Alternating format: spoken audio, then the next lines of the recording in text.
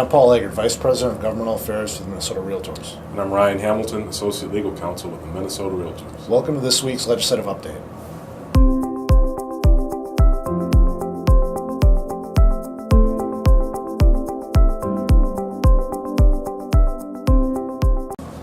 Well, it's been a busy week at the Capitol. This was first committee deadline, which is really one of the big milestones of the session. This is when a bill has to make it all out of all of the relevant policy committees in either the Senate or the House to be considered further this session. There's movement on a couple of issues, and I'm going to cover one, and Ryan will be with me in a second to cover another. The PACE bill, which we've been talking about for the last year and a half or so, we had several hearings in both the Senate and the House. The bill passed out of the bill that we support, along with our coalition partners, passed out of 3 Senate policy committees and 2 House policy committees. We still have a couple more finance/tax committees to go, but we have good momentum on that bill, and we're excited about the support we're getting.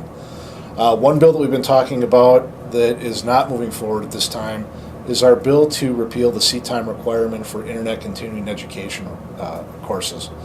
We had a lot of good discussions. Our authors were fantastic, but we ran into some issues with implementation and how that would work, and we certainly didn't want to pass a bill and have internet continuing education courses become more cumbersome, and that was certainly a risk if we didn't figure out those technical issues with the Department of Commerce and others. So that's an issue that we're going to continue to talk about and discuss with members over the interim as part of a broader discussion on continuing education. So stay tuned for more information on that issue as we move forward.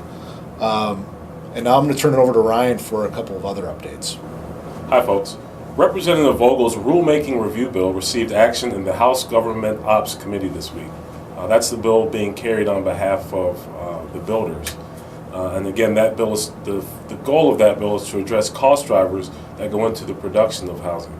I was able to offer testimony in that hearing, just reminding lawmakers of the end users of the housing product, and that's home buyers. So the cost that goes into the creation of housing ultimately affect what home buyers have to pay on the retail side.